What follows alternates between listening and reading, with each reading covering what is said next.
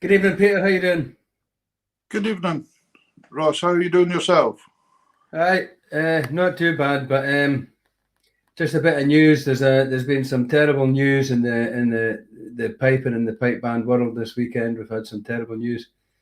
There's been a real loss of a great character, and I think everybody on the show and myself especially would like to make a real heartfelt condolences to the Duncan family, who lost Alex, who was only 26 yesterday. So I've been asked by a friend to maybe play a tune in respect. So I'm going to play a tune for Alex that was actually written by his uncle, Gordon, and the tune's called the Sleepy Tune.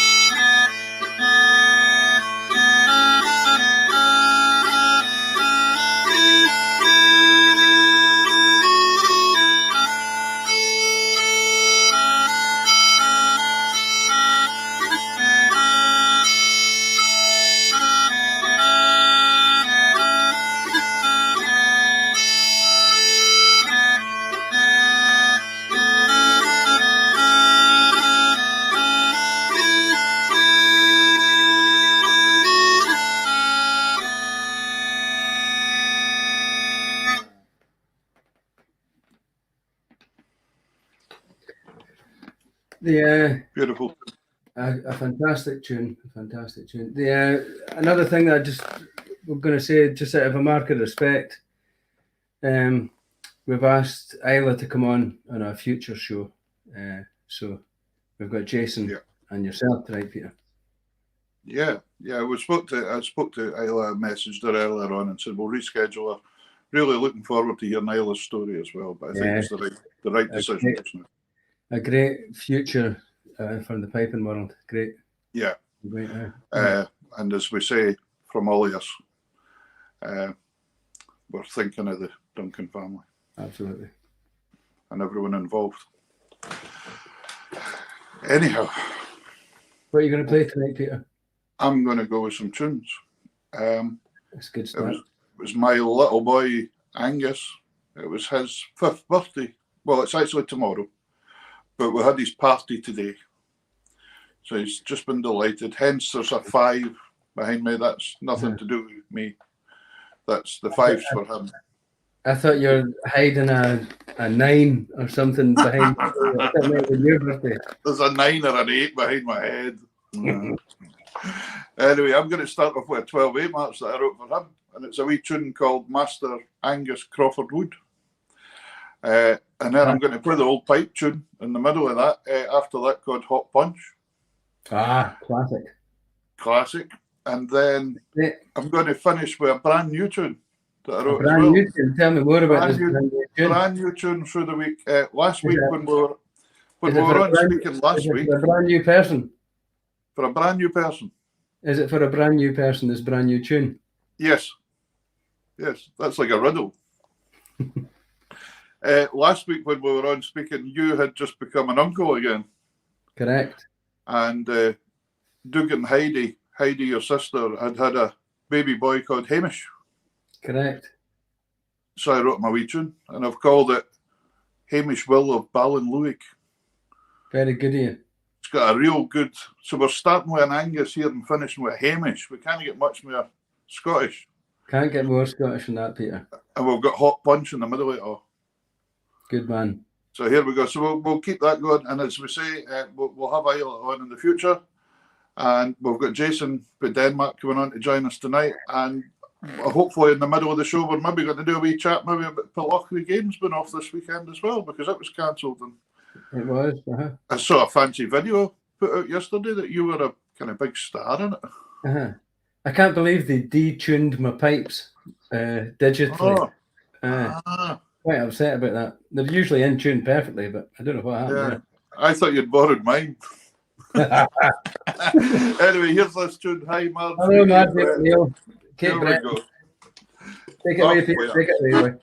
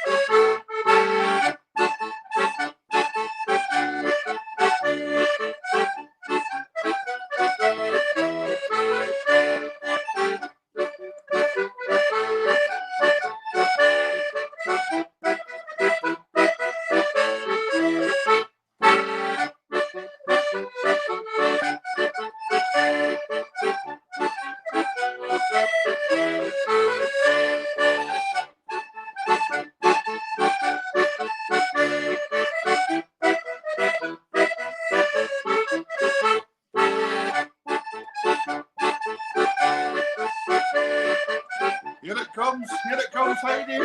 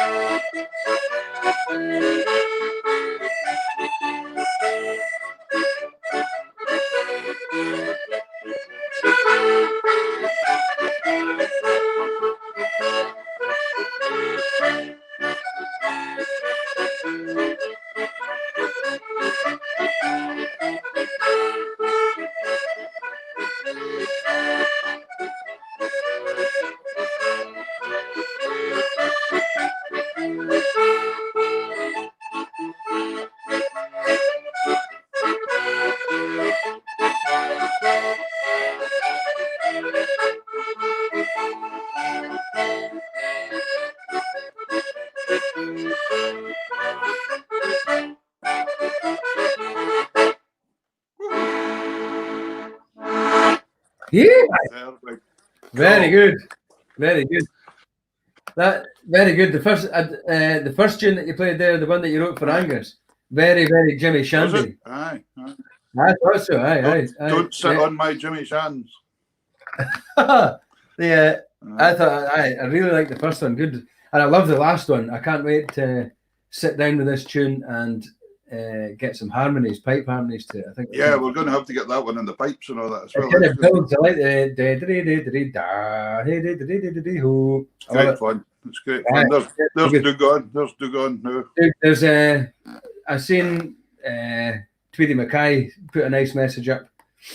He's just finished his pipe majors course. Maybe he could have a look at some harmonies. Set him a challenge.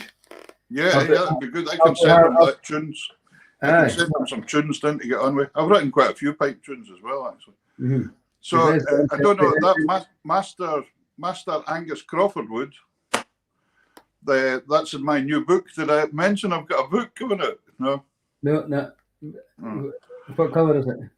It's got my photo in the front here. I'll never sell, Peter. I'll never sell. It's good for keeping the children away from the fire. You don't need a fire guard. You just there you go. Keeps the mice away and things. In fact, listen. On a serious note, you better plug it.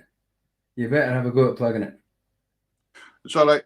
It's actually on the boat heading to Shetland just now for me to send other places.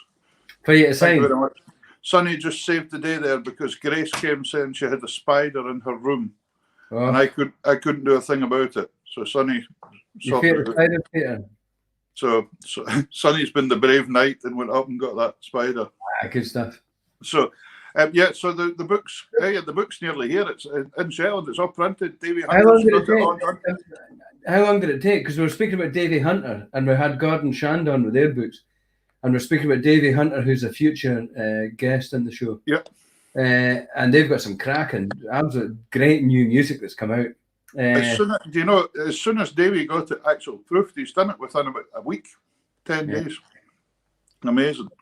Yeah. Once we'd final proofed, and a gentleman to work with, because any wee mistakes of that as we were going along and proofing it, no bother to him. Just nothing was a trouble. And he just sorted it, sent you a wee thing back, said, "Is that what you want?" Yeah. When he found a mistake. Well, if I found one, I could message him, and he would just send me back an email saying, "Is this okay now?" So it was great. Must have been busy on the phones that week, yeah. Yeah, boy, I'll tell you. But it's funny when you proofread music, when you go through stuff that you've written, and you give it to somebody else, and they say to you, "Well, is this how it should be played?" And you look at it and you think, "How did I miss that?" Yeah, no. Yeah. You must be things, and then I'm sure there'll probably be something. You never know. Somebody will find something. There's always a Sherlock Holmes out there somewhere. Most of these tunes you'll play differently over the years, anyway. So there's no. It's a Don't know if you've seen Sandy Brecon this week. Sandy's gone out as Sherlock Holmes this week. Aye, I've stopped watching Sandy Brecon actually because I can't believe that he keeps reinventing all these characters on his Facebook. If you haven't seen Sandy Brecon, I think he's coming on the show. He is. We've got him coming on. If you've not seen Sandy Brecon up to this point, Google it. Go on Facebook. He's a character. Look back at some of the characters that he's been on.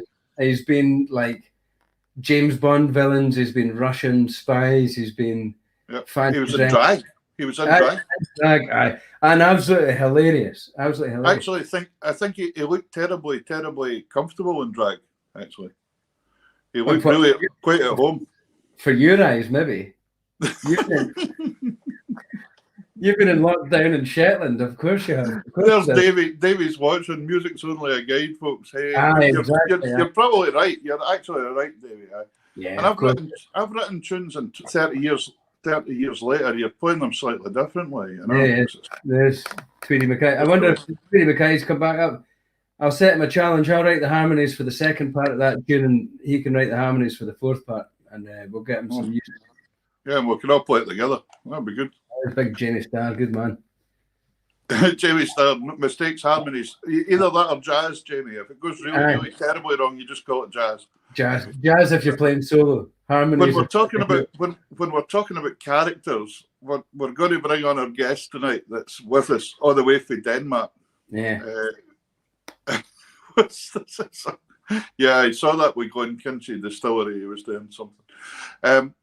This young man I've known for over 35 years. He stays out in Denmark now, but I don't quite know how to describe him. Do you know that? I think we'll just bring him on. This is Jason Dove. Jason from Denmark. Hi, Jason. Hello, guys. Hey, well. Welcome to the show. It's funny you're talking about Sandy Breachin. I remember the days when I lived in Edinburgh playing with Sandy. What a character, you know. And anytime I'm back in Edinburgh, I always get a wee tune up at the Ensign Ure, up at the Edinburgh Castle. Yeah, aye. So I was up there the last time I was there. It's a funny guy, good guy, great player. Right. Am I right in saying this? This is off the cuff. But is he in the band with Gary West? Is it Brog? Yeah. Oh, yes. Yeah, he's in that trio with Gregor Borland. Yeah. Aye. Yeah. What's the band name that they're in? They're brilliant. Gregor's another guy after a million gigs with he's a great player too, you know. Yeah. Seen him the odd time he's over here in Denmark as well, plays with the folk band there as well, another folk band that does a bit of touring over here. Yeah, great. Couple of cracking musicians. So how are you doing? Are you doing well? I'm doing well. I mean, we've got a bit of a... Sorry, I don't know if you saw that Joe Nicholson in Orkney's just put up his lake because he had to rescue the cold. We've got have you not got a submarine there? You can send your submarine over to Joe to help him find the goldfish. My Lego submarine living in Denmark. You've got to have Lego, you know. Yeah. So how are you doing? Are you doing quite well over there? How's things been? Yeah, I mean, I'm doing great. Still gigging a lot. Do a lot more piano stuff now. It's not that such a big call for Scottish accordion playing over here, but I do get the chance once in a while. I've been playing in a show over here for many years now, where there's always been a feature of accordion in the actual show at some point. So that's been quite nice to get that out. But it's been really nice all this nice the lockdown here, because it's got me back into the Scottish scene a bit, you know, because I've been. I'm guessing when you're saying that the piano show that you do, it's not Scottish music. It's not. No, I mean I do the odd Scottish song and stuff there as well. Throwing whatever, I don't know, Loch Lomond and stuff like that. You know, people are quite interested in that over here. They like the folk music and the Dubliners and all that kind of traditional Irish songs and all that pop songs and stuff. They love all that kind of stuff too. But but for like Scottish dance playing or whatever you want to call it, then that's not really. Although there is similarities. There's the Danish folk music thing over here. How would you describe that? Well, it's kind of similar to the Scottish stuff. Scandinavia is very kind of connected in that sense. Like Denmark's very similar to the Norwegian stuff as well. But they've got the traditional costumes and they've got folk dancing and stuff. And the tunes are traditional in the same respect as we think of it, with a little bit of a twist. It's not something I've really done a lot of over here, but it's. I know why that is. It's because you've got Buchanan tap and tie on. Well, yeah. you won't get asked. I'm playing pick my tie tonight, so I'm well, it's actually my tapping, so there you go. Is it? Yeah. Jason, I can tell you something. This happens every week. We have the pre-show sound check. Yeah. And Peter steals all my jokes. He does it every week. I was going to mention that tie. I had it all built up, and I've actually just wrote down a new joke that I was going to do, but you've ruined it, Peter. You've ruined it. No, you didn't. You did not. Right. Just trying to keep the standard up a bit, what I was going to say was just before Peter, yeah. Can I just say something? Sorry, Jason. I love you. I think your tie. I love the Buchanan tartan. It complements everything it's on. Can I just say something? We've turned up in our usual way, very respectful and smart. Peter's turned up like an extra from a Dukes of Hazzard. Sure. So don't listen to him. Don't let him put you off. Don't let him put you off. This is my country look. Maybe play some country and western or both types. He's got Wranglers on as well. Double denim on a Sunday. It's the Shepherd. Country road. Here, so we can do country roads and all sorts of stuff. Double denim and a can of export. That's the Sunday way in Shetland. Cup of tea for me. Cup of tea. Right. What I was going to say, folks, is I hope you all enjoy this show tonight, and it's going to be great fun. But can you share it about? Anybody that wants to share about, please share. Hit that share button and let other folk that you think would be interested in hearing this endless waffle with a few tunes thrown in amongst it. Oh, it's usually good fun. Jason, take us back right to the beginning. Where did you start playing the accordion? Well, I was brought up I was born in Edinburgh, but then I moved to the borders into Broughton, which is about 5 miles from Biggar. And when I was 10, there was the new family in the village, and the local family had a band, and we got invited to New Year, Hogmanay, and the accordions were there, and I got a wee shot, and said I'd quite like to learn to play this, and I was lucky, got a place at the music school in Biggar with Alistair Gillespie. Mm-hmm. Alistair was the same guy that taught the likes of Keith Dixon and Alan Gardner and people like that. So I was around at the same time. Keith was a little bit older. He actually did some of the teaching at the later stages of me being taught when Alistair was really busy. But all that, the whole Biggar music school started there.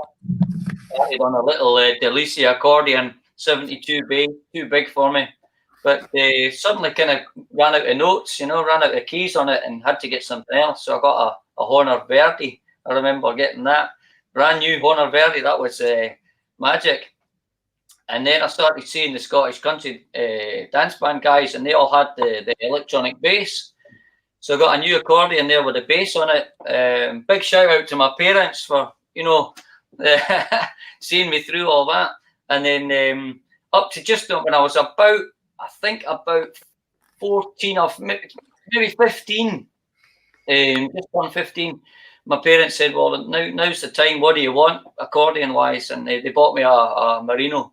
And that was like, that was what everybody wanted, and that was what all the good guys were playing if it wasn't a Gola, of course. And then I went to the Scottish Championships, the South of Scotland Championships, and managed to win it when I was 15 for the under-16 thing, and that was on that accordion. I always remember that. That was a big day for me, emotional.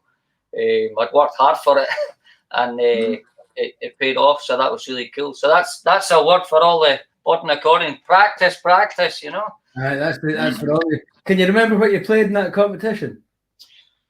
I could just about play some of it, maybe, but I can't even remember what they're called.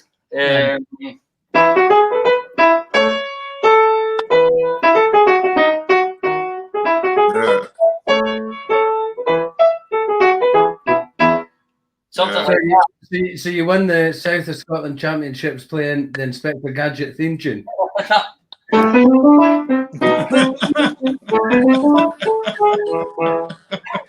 Just a minute.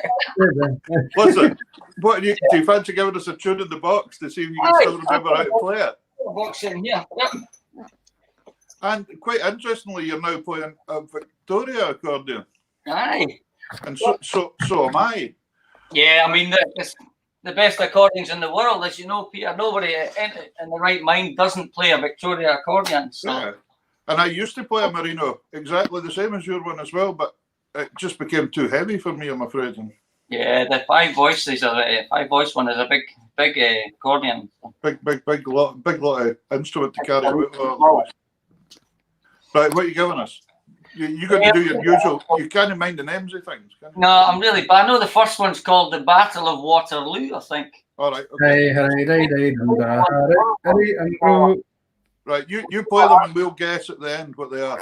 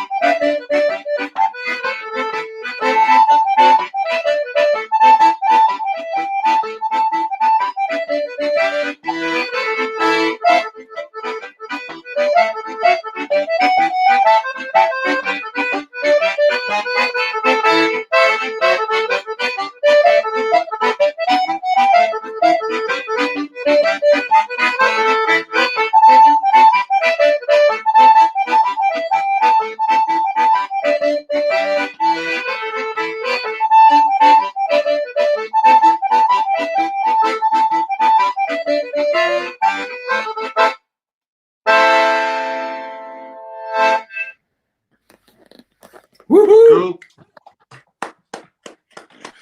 The Battle of Waterloo. Couldn't say that. The Battle of Waterloo. A great tune, that. It's a fantastic tune. And the second tune was the 10-penny bit. That's the one. And there's Lindsay Weir saying, great to hear you playing again. And the match was Madame de Langley.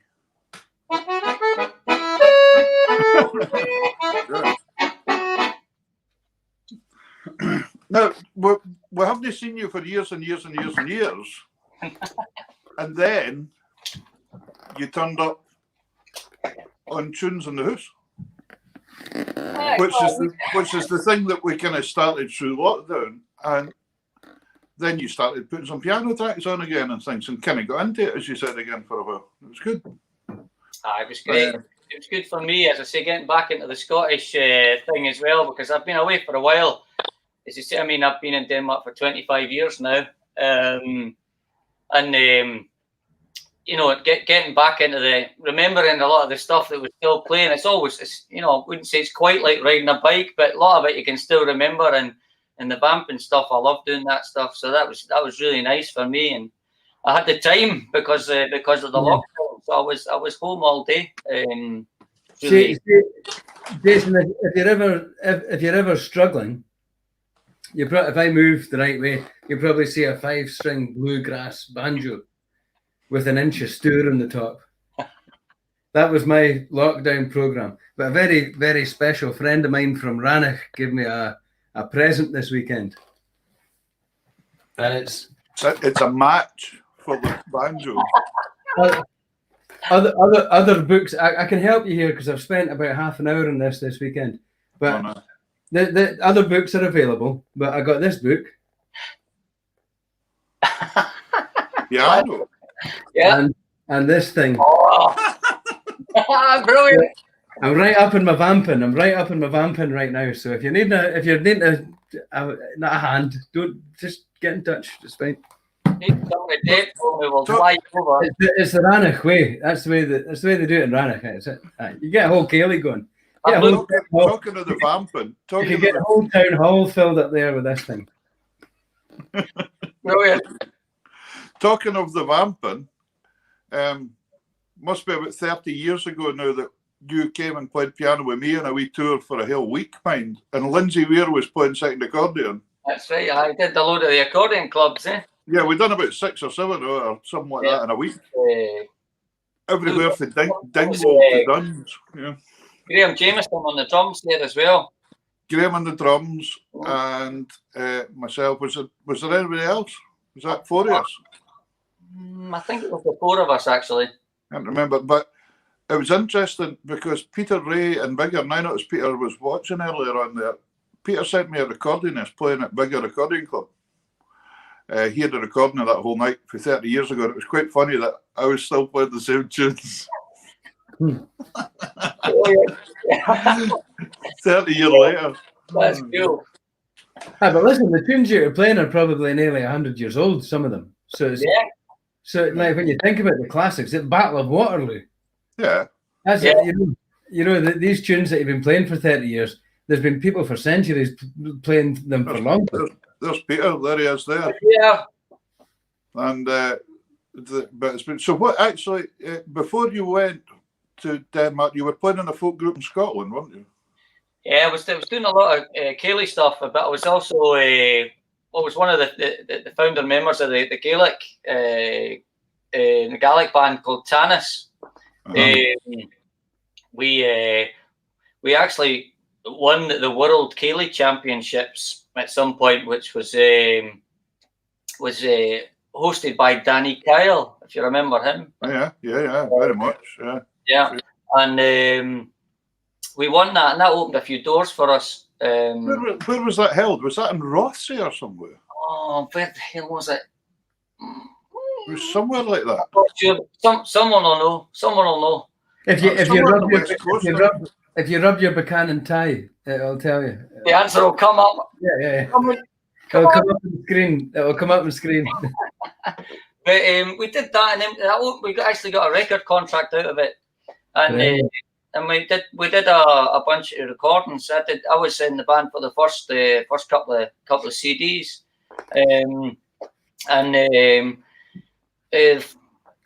second CD I remember was produced by Donald Shaw, Capo Cayley. So it was kind of a that kind of style with there was 2 sisters, Sandra and Doreen. I don't know if Sandra's on tonight. She was mentioning that she might come along and say hello. So Rosie, there you go. Brilliant. I want my tie again. See what happens. Brilliant. But I mean, and that was kind of a lot of rehearsals, a lot of arrangements. I remember sitting around the piano in the sisters' flat and arranging with the band, doing all the song harmonies and stuff like that. And the first album we did, we got a great review and got one of the top 10 albums of the year, and for the folk stuff. So that was really nice. As a young adult to be involved in that kind of stuff, and I was all I was doing at that point. I was only playing music. I didn't have any other type of job, so I had to, there had to be some jobs to get the money in as well and pay the bills. So I'm always very interested in everybody's opinion in this, but it's that period you're talking about is very different to the period that you're seeing the young kids getting albums out at now, that are coming through the conservatoire or the trad awards or the young trad. Yeah, so it's a completely different scene now, and I think I love this. I love the new scene, and I love where it's going. It'll be exciting to see how that evolves into something even bigger and better. But it was totally different in the era that you're talking about, though. So yeah, I mean, it was. It was. I mean, in Edinburgh, I was living in Edinburgh at that point. I moved back to Edinburgh when I was 18, and the music scene was absolutely thriving in Edinburgh. There was every kind of music you wanted, and there was people fighting for the gigs. And I remember the Edinburgh Folk Festival was running at that point, and we were a big part of that. You know, as both seeing all the different concerts and playing ourselves, and we were just in the scene. It was just a great time, you know. And where was your staple? Where was your venue that had you? Where were you seen? I actually did. We did a few. You know, we did some tours around the different. We did Lorient, for example, stuff like that as well. And but I actually spent a lot of my time in the West End Hotel in Edinburgh. Oh, yeah. Where we played and jammed, and you know, sounds maybe a bit strange, but we filled out the holes by playing gigs at the West End, and I learned kind of my trade, and I learned a lot of new Gaelic stuff there as well, because that was where all the Gaelic folk were hanging out too, you know. I remember I worked for on the rigs for about 12 years, and I got made redundant at the end of 2016, and I decided that I'm going to give music a go, you know, like I was missing it. And I went, it just so happened that the HNC course had started in Glasgow at the National Piping Centre, and at the same month that I got made redundant, I got on the course. So I went to Glasgow and I thought, this is great, I'll get a HNC, I'll get a teaching ticket, and I'll be able to go around to schools teaching, so I'll be able to do it. And then I remember in the first month that I was in Glasgow, I was speaking to folk at the National. I was like a lot older, as a mature student, that I regret to admit. But I got quite friendly with quite a lot of the folk, and they were saying, we're playing tunes. The folk that were on the degree course over the road at the conservatoire, they're like, we go at the West End, we're at the Nest Bar or the Park Bar or all these bars that you go in and can never come out again. You go in one week and you come out another.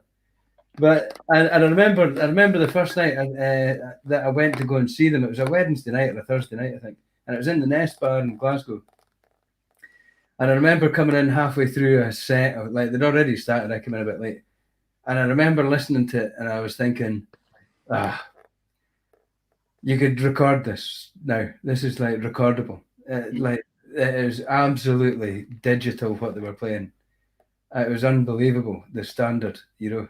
And then you just think, man, you forget these folk that are studying music now, the young kids that are studying music now, multi-instrumentalists, where in the old days it might have just been one instrument. But I remember thinking, what a different, how did music get to this all of a sudden? But like me not being in it, that's the main reason. But and brilliant to see these young kids coming through.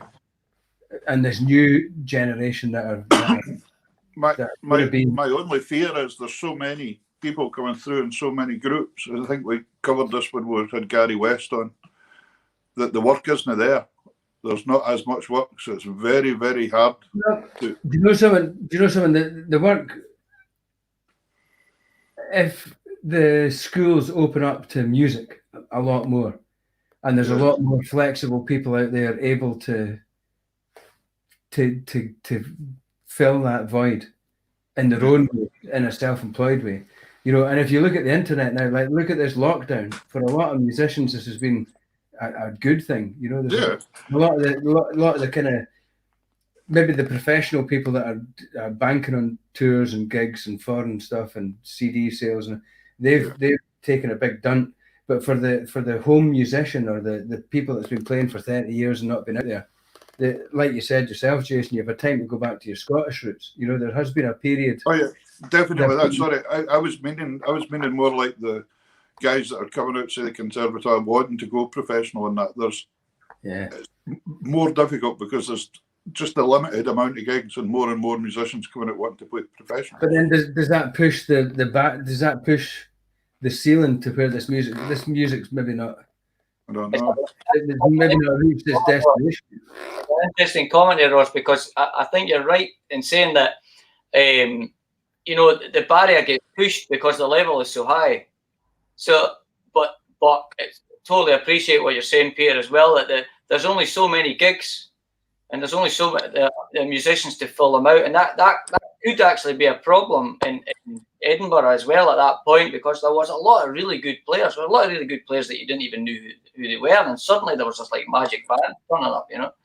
But I was lucky in that sense because I could play accordion and keyboards and piano stuff, so I was getting some work because I could do both. So I was getting some studio work, did some work for Green Tracks and stuff like that, and was playing with. I did the Celtic Connections with Jim Malcolm, stuff like that. So I was getting these jobs for him because I could play the accordion, but I was still being able to do, you know, two people's job for one guy's wage, if you like. So it was real at that point as well, because as soon as you're professional, there's got to be some kind of money going through to pay the bills. Whereas a lot of really good musicians there who don't really worry about it's not the money's not the thing. It's just get out and have a tune and let's be great at this and be better because we actually just love what we're doing, you know. Yeah. Jim Malcolm, was that Old Blind Dogs, Jim Malcolm? Yeah, well, it was before he was in the Old Blind Dogs, actually. Okay. We've actually got Jim's daughter, Beth, coming on in a couple of weeks' time. Yeah. Beth's coming on as a guest, so looking forward to that too. Great. Yeah. So, anyway, do you fancy giving us another wee number? And then we'll maybe give you a wee rest and we're going to work for our money. All right. Well, I mean, we're talking about the piano stuff as well, so maybe I should do a wee piano something. I don't know, that's kind of... why not? A wee song or something. Do you want me to help? Feel free to join in at any time. I'm looking forward. Piano man. I'm looking forward to I'll play the piano. Inspector Gadget on the banjo for next week. Yeah. Right, what are you giving us? You'll know this one, I'm sure.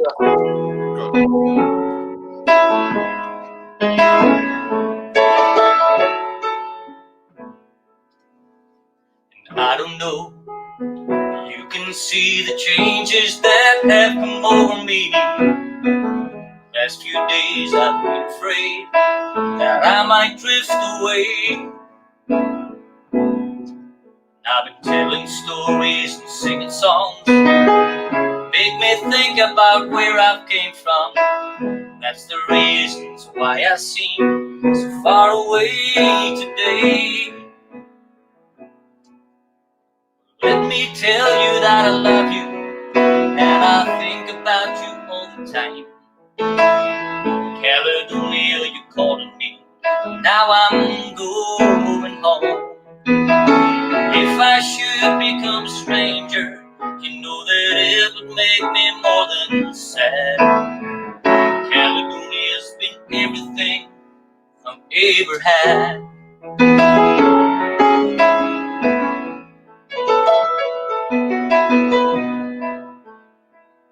I've moved, kept on moving, proved the points that I needed proving.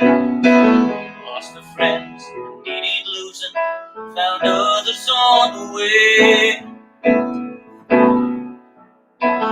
Kissed the girls and left them crying. Stolen dreams, yes, there's no denying. Attractions fly somewhere on the way. Let me tell you that I love you, and I think about you all the time. Caledonia, you're calling me, now I'm going home. If I should become a stranger, you know that it would make me more than sad. Caledonia's been everything I've ever had. Sitting here for the fire, the empty room and the forest choir. Flames of cool don't get any higher, withered now they're gone. Steady thinking my way is clear, I know I will do tomorrow to kiss somewhere on the way. Let me tell you that I love you, and I think about you all the time. Caledonia, you're calling me. Now I'm going home. If I should become a stranger, you know that it would make me more than sad. Caledonia's been everything I've ever had. Caledonia's been everything I've ever had.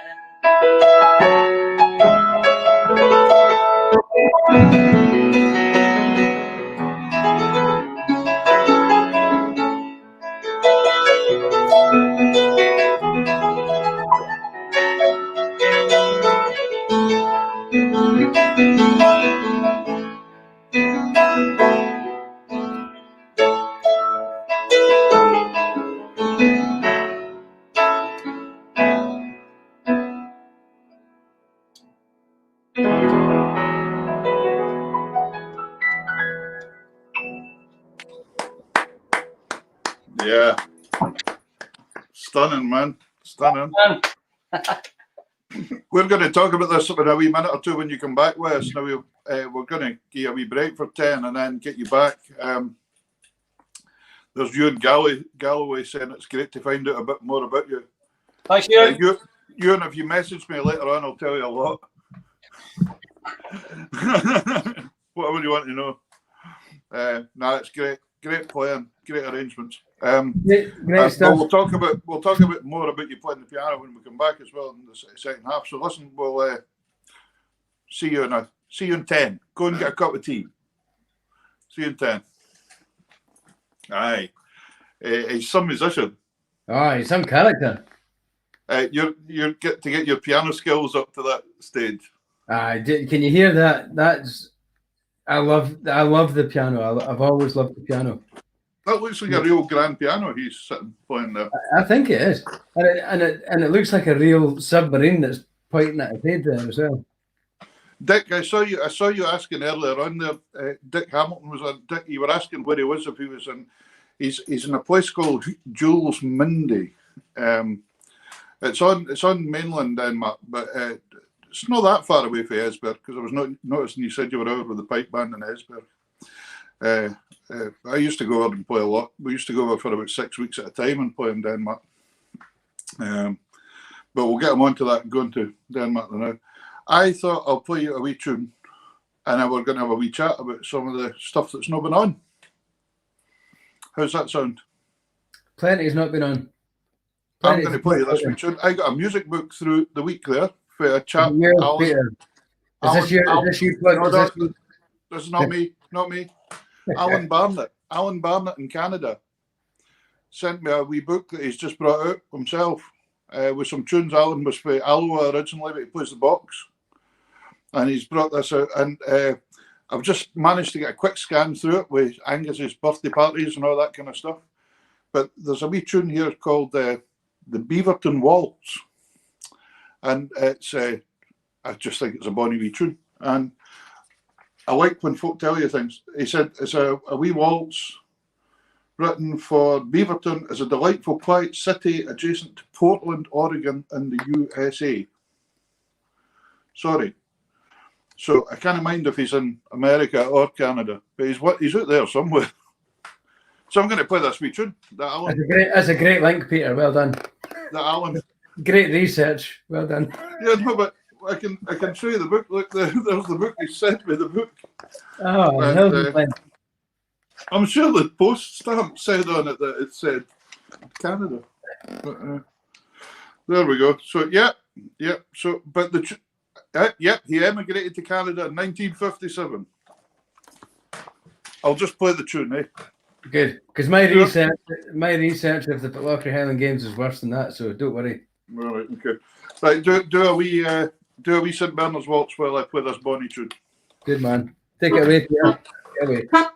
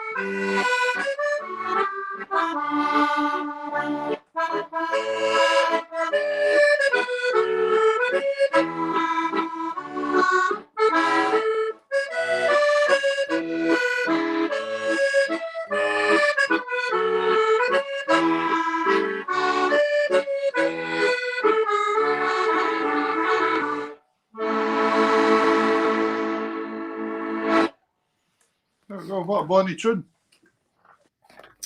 That's lovely. I love that. I love the I waltz. see Alan Barnett there. Alan, if you could message on Messenger an email address or something there, Alan, we could maybe put that up for you for folk that could maybe get in touch with you to get your book.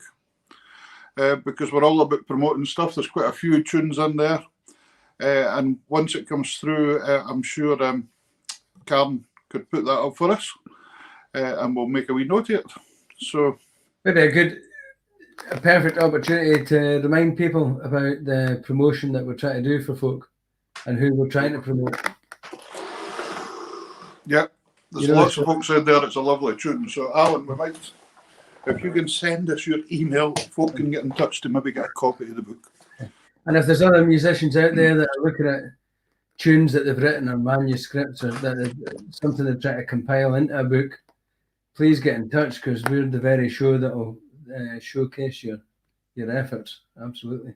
Absolutely, definitely. Yeah, that's what we're all about. There we go. There's Lindsay. We're saying it's nice. Have you got a favourite dance, Peter? I meant to ask you. Have you got What, to do it or play it? We'll start with playing. Playing. But actually, do you know my taste has changed over the years. I used to, when I was young, everything had to be fast and frantic. And now I actually like playing things like body waltzes, like I just played there just now. I really like that kind of tunes. Obviously, I like pipe tunes because I'm a piper. So I like 6/8 marches and 2/4s. I tend to, I like 6/8s, actually, 6/8 marches. So that would be a dance like an Eva 3-step or something like that. Thank you. Soothing for the soul. Thank you. That's lovely. That's my auntie. Oh, well, that's good. We've soothed their soul. Or it's my mum's cousin. I think that's the same thing in Persia. Is that the same thing? I don't know how it works. When I moved to Shetland, you've got to be very careful when you move to Shetland because when you say you don't like somebody, you go, I cannot be. But they go, wait a minute. That's my wife's second cousin. Aye, yeah. It's like a brawl in a cowboy and western movie. Got to be a wee bit careful. So, but yeah, but yeah, we're all for promoting nice tunes and everything. Yeah, so get in touch, or if you know people, because I this week especially, there's been people get in touch suggesting other people for the first time, and one of the guests that we're going to get, I'm very excited about, because this brings me back to my youth, is a guy called Andy Chung.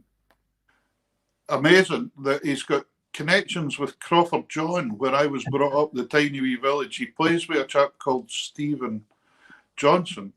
Yeah. And Stephen plays the keyboards, and there's a fella called Bone Graham that plays mandolin and bass with him now. Yeah. And my father was the gamekeeper in Crawford John, and Stephen even played the organ at my father's funeral. And then Andy came in touch, and I thought, brilliant. And then you got in touch to say you knew him as well.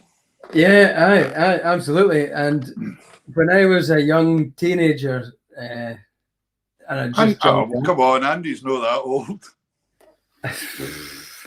We'll talk about this in the show. But I remember in the 90, 97, 98, 99, that's when I joined the Black Watch, and we were on all these tattoos. Really, we were on the 97, 98, and 2000 tattoo.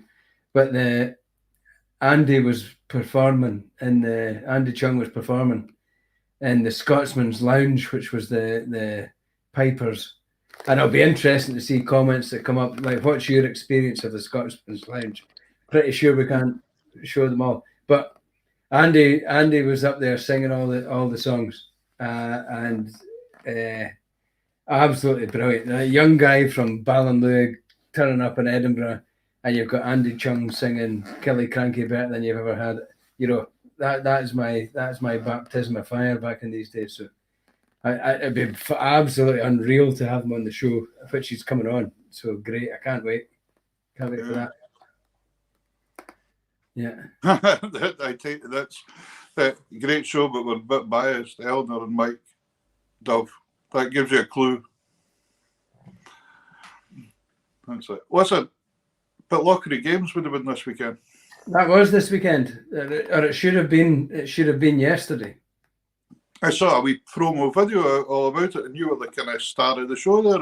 No, I wasn't the star of the show. That's not true. I wasn't the star of the show. I was actually on the front of the first of it. So there was loads of stars of the show. Right.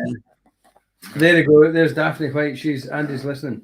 And well, Daphne, you can tell Andy that I was at my mate's 40th last weekend. Gareth Nodes has just came on. There we go. So this is how much this meant to us at our stage of life.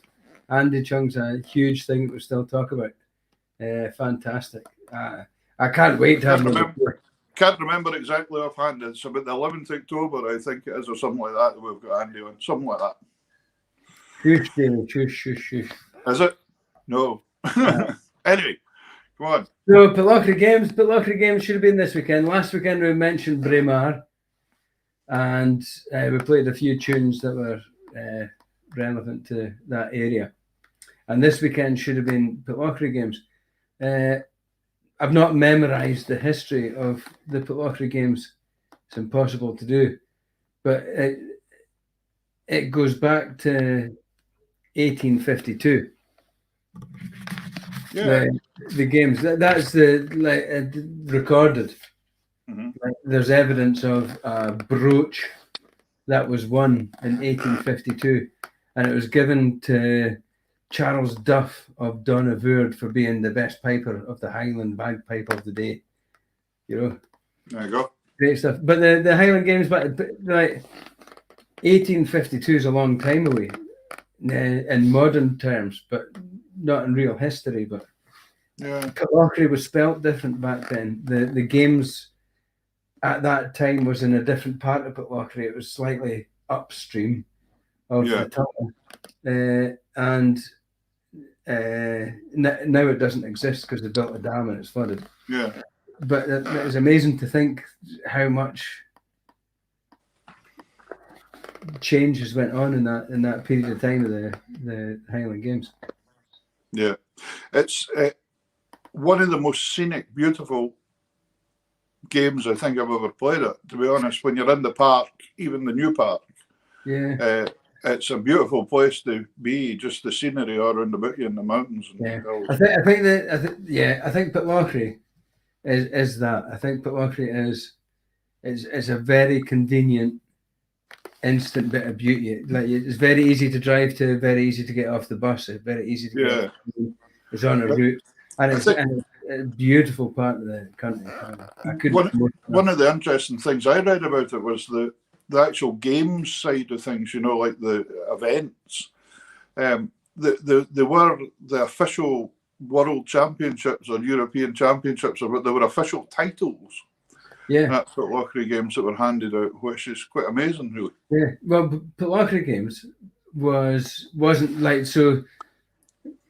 The Highland Games isn't an ancient thing; it's a very Victorian thing that's been brought into, in my opinion, and I don't mind saying this, but this is my opinion.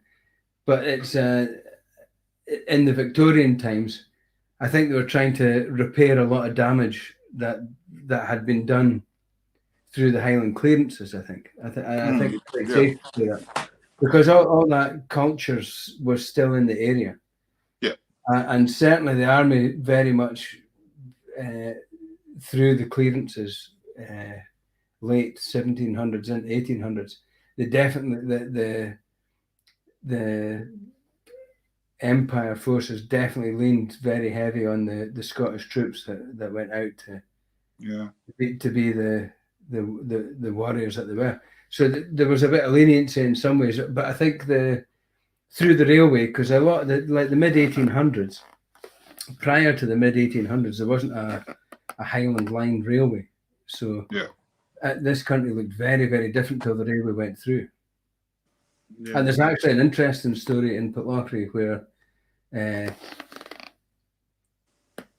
one of the hotels got planning permission to build a hotel, Fisher's Hotel, because when they found out the rail was coming through, they said, "All right, we'll build a hotel here." So they got planning permission in, but it was right in front of the old mill. Yeah, that was an established old mill, because at the time the real town was up at Moulin, about a mile up the hill. Okay. And then when all this went on, Robertson said that had the old mill said, "Oh, well, you can't build a hotel there; it'll spoil with you." But the Fishers got the planning permission to build this big hotel that still stands to this day. Yep. So Robertson built basically the high street to block it. That's the one that went on fire a few years ago, didn't it? Yeah, just before New Year. Uh-huh. Yeah, so the high street, the modern high street of Pitlochry was a hotel feud when the railway came in, and if you go into the old mill today and stand at the window where the wheel is, nearly to the millimeter, you can't see Fisher's Hotel because they built basically the high street. So, you're making it sound like the Wild West here. It's well, it still is. They're not over it.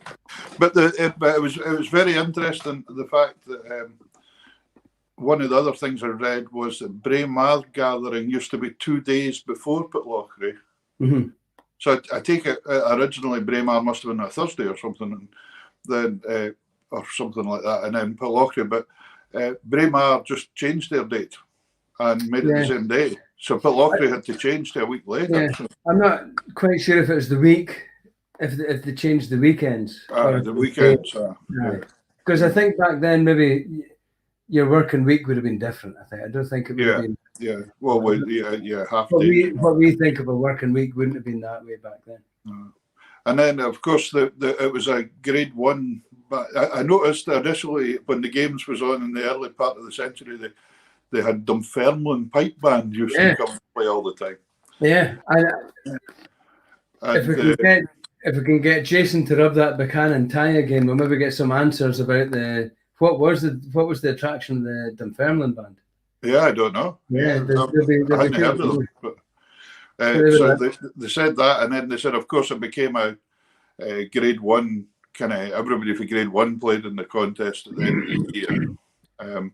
and then that changed to letting other grades in. I think there's a few reasons for that. I think with the railway and the road, Pitlochry would have been one of the easier ones to get to scenic Highland,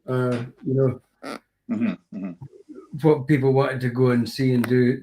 Because Pitlochry still would have been a spa town back then as well. Yeah, yeah. So there would have been a great Victorian attract to hear. Have you got this tune? Have you got this tune you could play?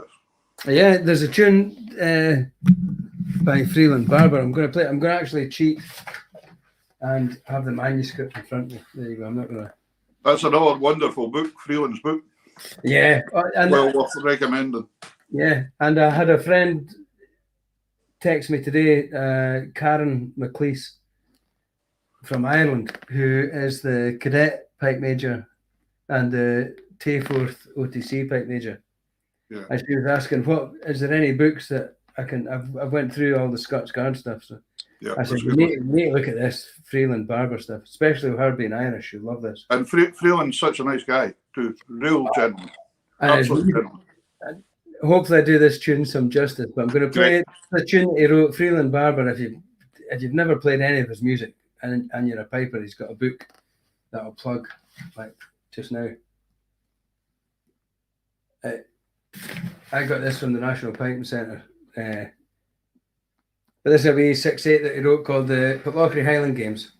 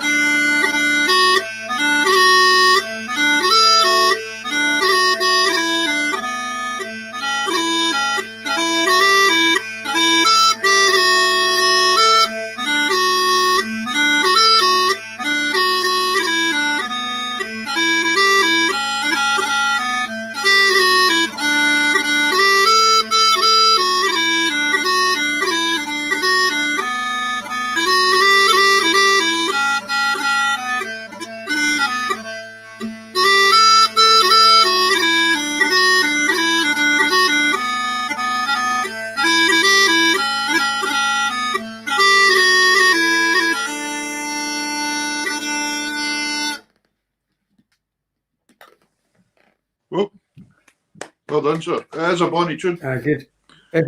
Sounds really, really, really nice. Freeland Barber, great book, absolutely fantastic book. Great book. I think we'll bring Mr. Dove back on for Denmark. He's had long enough of. I think you should ask him what took him to Denmark. Do you want me to do that? Aye. See if he tells you the truth. Right, Peter. Oh, Good evening. Peter wants me to ask a question, but I want to ask my own one first. When you're growing up in the Borders, what was the accordion scene there? I'm always very interested in how young people get interested in like, was it a dance scene or just somebody that was a neighbour that played the box, or was there other influences? Because it's incredible. I love hearing how people get started. That's very important to me. Well, I mean, I'd spoken about learning the piano originally because an accordion hadn't really crossed my mind at that point. I spoke to my parents about it, but there wasn't really anyone who taught piano in the area that we knew of. And then we got invited, as I mentioned before, to the local family who was actually our closest neighbour, who had a band together for Hogmanay. The whole family played. They played at the local dance and all that kind of stuff. And I got a shot at that. And then bigger was the school. He had a lot of pupils. I mean, hundreds. he actually travelled around the whole area in the car, and I had some pupils were taught in bigger and some were taught at home when he came round in the car, and I got a half an hour lesson every week, and you know, something to practice. Did an hour's practice every day. Practice.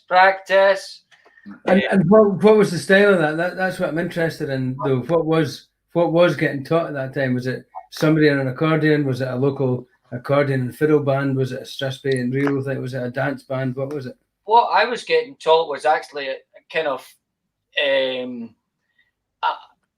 basically the theory as well was very important. You know, the notes and reading the music and all that kind of stuff, but just simple melodies that weren't Scottish really at all. And then suddenly it was introduced, like the Scottish violinist book, for example, or the Kerr's books with, you know, some traditional stuff in it. A lot of it, those books, that weren't written with any bass lines in them. So if you want to read the bass, the left hand for the accordion, they weren't there. So they were getting written in by hand by the teacher, and then trying to play along with that. So that's how it all started for me. And then the accordion clubs. There was a pretty good club going in Biggar, and there was one in Peebles as well. I went to Peebles High School. So there's a club there as well, and I travelled about. Again, a shout out to my parents. They were really good at supporting, and we drove all over the country to the accordion clubs and saw the Scottish stuff. That's basically how it all started, and I just was more interested in the Scottish stuff. So that's what, you know. Then you done a duo thing. I know we do everyone, as you say, we had to start paying bills, and you done a duo thing in the hotels for the tourists for a wee while as well, didn't you? Yeah, I did. Actually, my very first gig here, I don't know if you remember this, the very, very first gig I did where we actually got paid money was with you. Well, with me, was it? Yeah. And that gig was because I was not very old at that time, and it was a local couple were having a garden party, and they wanted me to come and play at it, but I was just not really experienced. And through Charlie Todd, actually, he arranged that you could come along, and there was a drummer as well, Alex.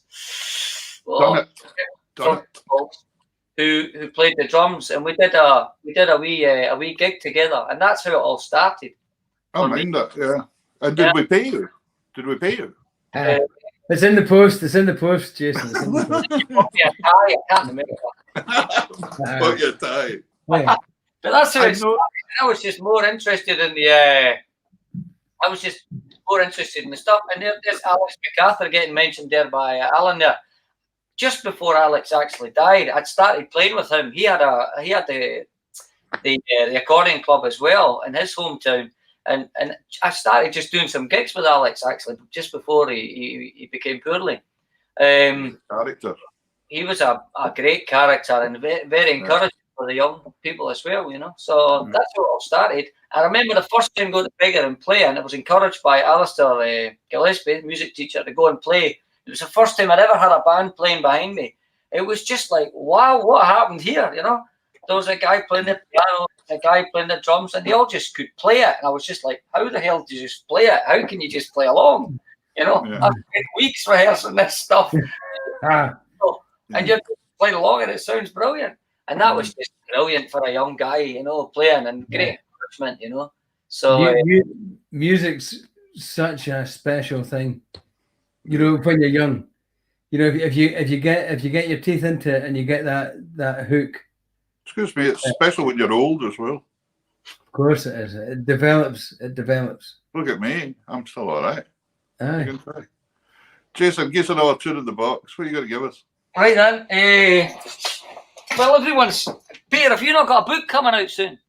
No, he doesn't know that. All right, because I haven't got a book coming out.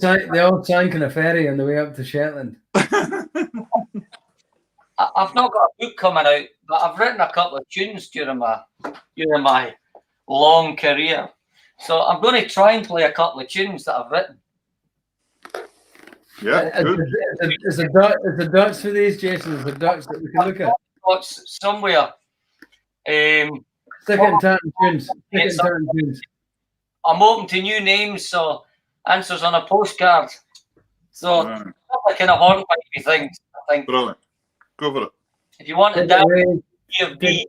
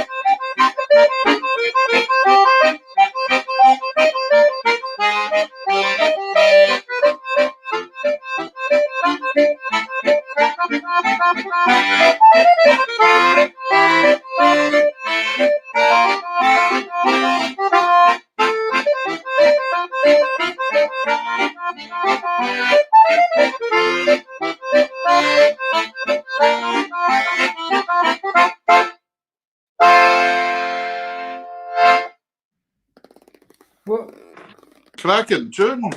what was the second tune, Jason? What was the second tune? Second tune is a tune I wrote. It's in the key of C minor. G minor. Not That's very- lovely. It was a great change. It was lovely. Great. I loved it. Yeah. Yeah, brilliant. Cracking wee tunes. Cracking wee tunes. So anyway, right, listen, you headed over to Denmark. Yeah. What took you to that? Why did you stay in Denmark? Well, went over to play music. I was playing in the band there, the Canis there, and I just stopped playing with them. And I was thanks, Joyce. I was just didn't have a gig, as it were, and I got a phone call and said, "Do you fancy coming to Denmark on tour?" Yeah, okay. So I went to Denmark and I started playing over there, doing like a lot of the clubs and stuff. It was loads of gigs. It was over for 6 weeks or something like that, doing a tour there, and then it just kind of built up. And after a few years, I was actually there for about 6 months of the year, split out over maybe 3 times or something like that. And it just seemed like a natural progression, that at that point I was traveling all sorts of weird and wonderful places. Happy birthday in the background there. Did you see that? You see that? It reminds me of What happened there? So, it was just natural to move over here for me, doing all the music and the rest is history, basically. So, yeah, cool. And then one of the things you've gone into is you're actually playing every weekend again, which is quite amazing. Yeah, I'm really lucky. We've had the lockdown here as well, but I'm contracted in a piano bar at the moment, and every Friday and Saturday actually for the rest of the year. So started that. Absolutely. Yeah, great to hear. The week before started doing that, so that's kind of like a late night piano bar where I sit and play for Because the guys back here, nobody's got nothing. There's just nothing.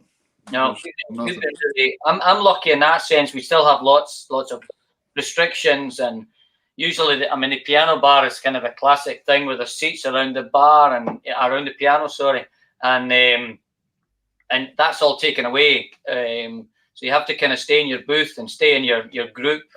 Do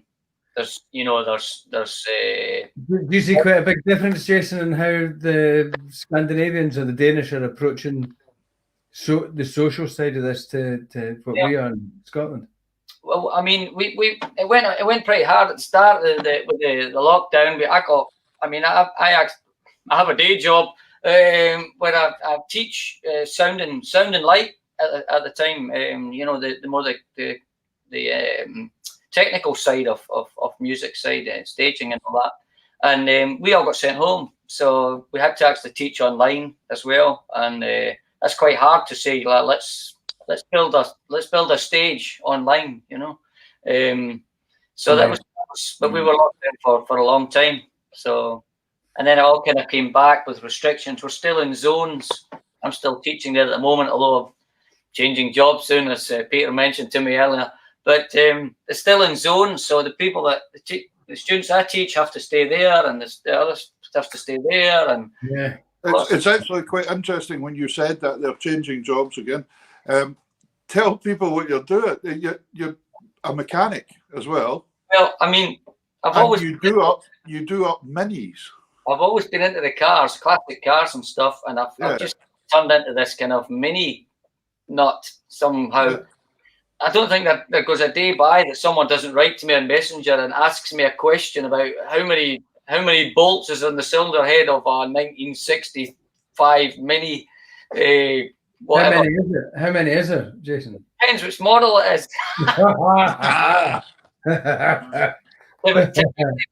Typically nine. He answered. It might be 2 and it might be 3. But I got I've done some work with this garage, and they've asked for my help with a couple of minis and stuff, and they said anytime you want a job, would be interested in hiring you.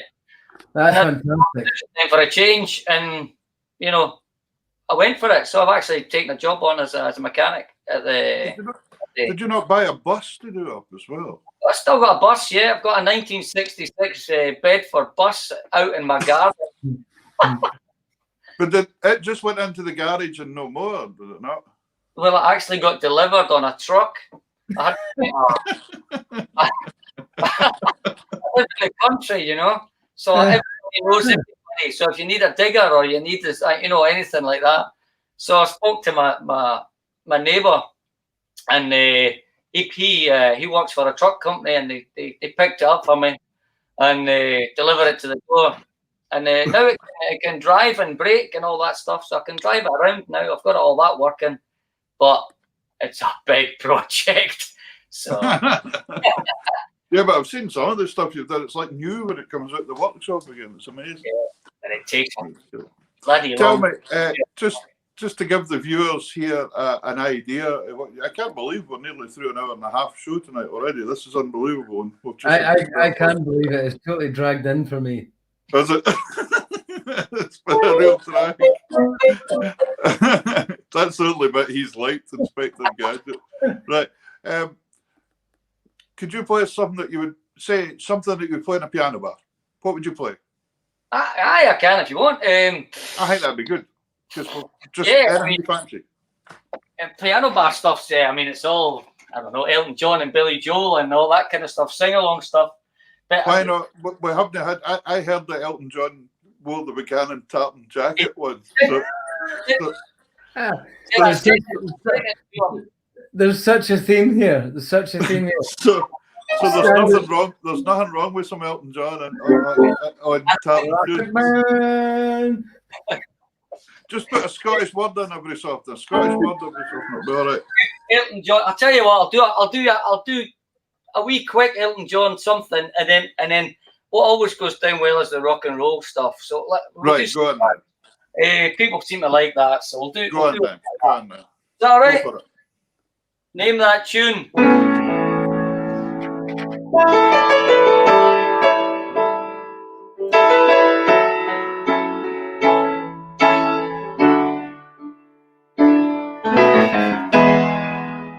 singing, Ross?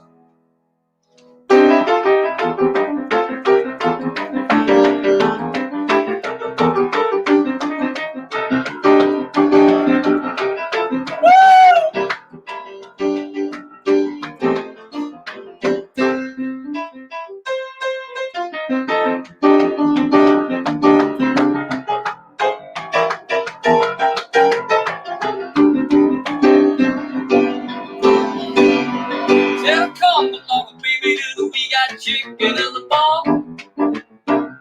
Said, come along, baby, little baby, you can't go wrong. We big, whole lot of shaking going on. Come along, baby, little we got chicken in the ball, Come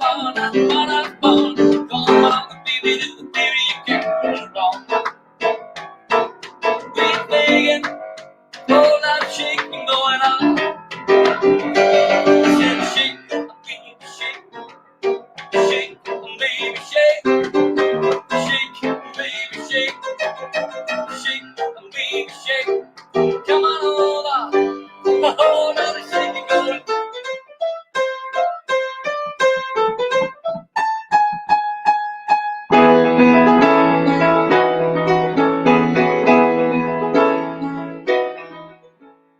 It's 9 o'clock on a Saturday. The regular crowd shovels in.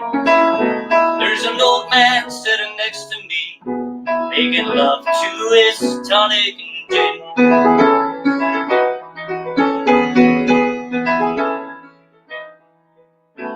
Sing us a song, you're the piano man. Sing us a song tonight. We're all in there for a melody. You've got us feeling alright. Piano man, feeling right.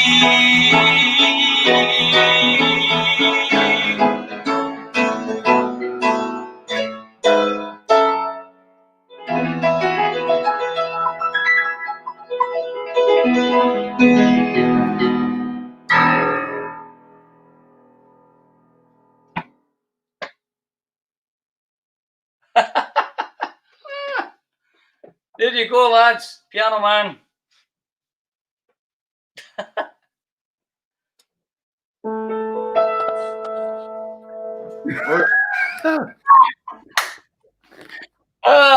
I've gone Viking for you. See that? Oh, Ross is away as well. What's he? He's got to get his tie. I'm sure of it. There'll be a tie or something coming here. Don't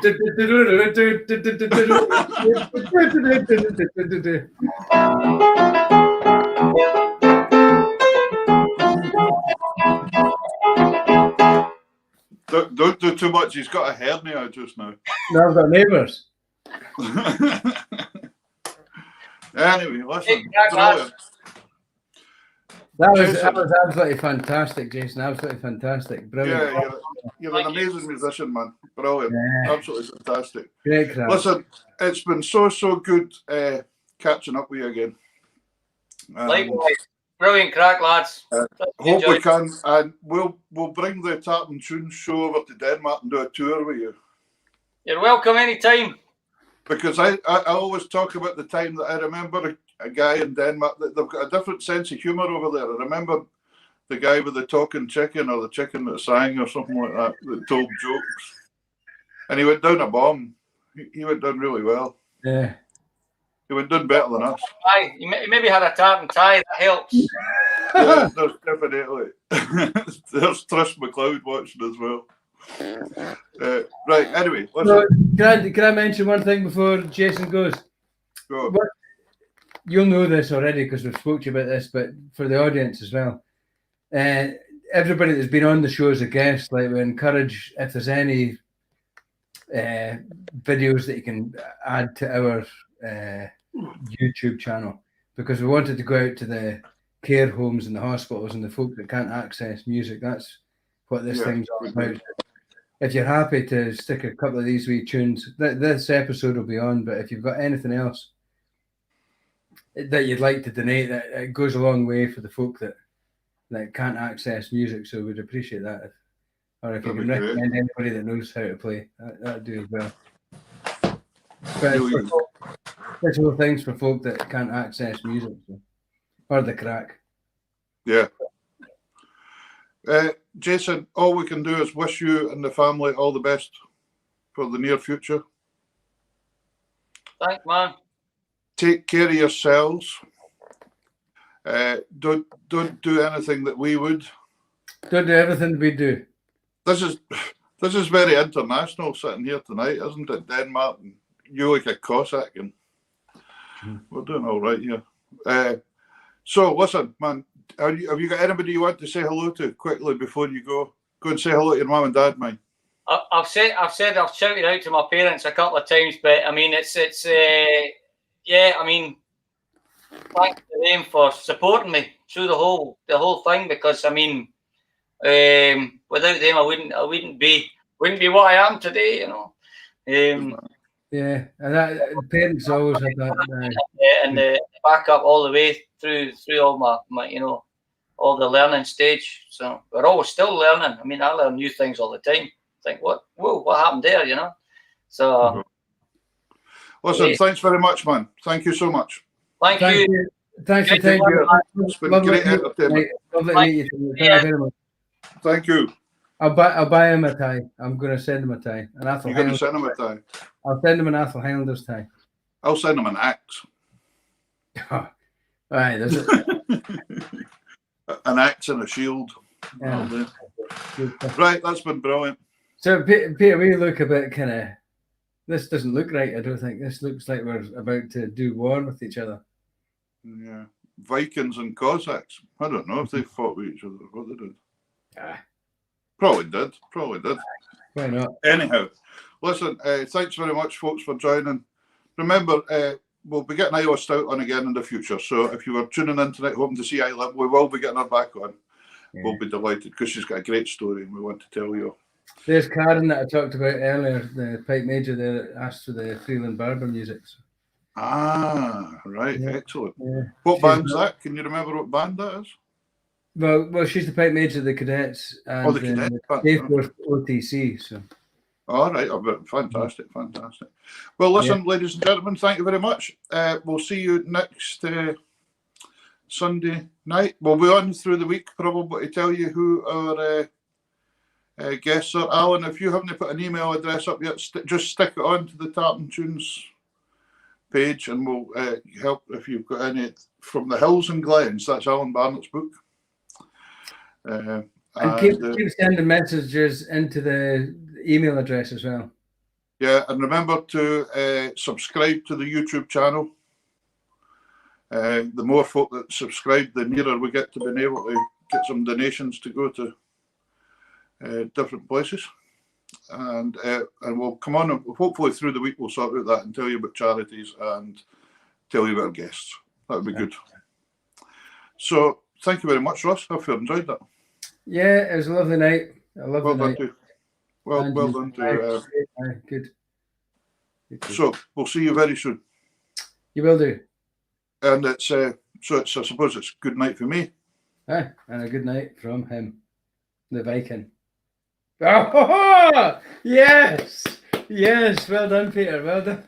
Well done. I actually thought I'd got it wrong.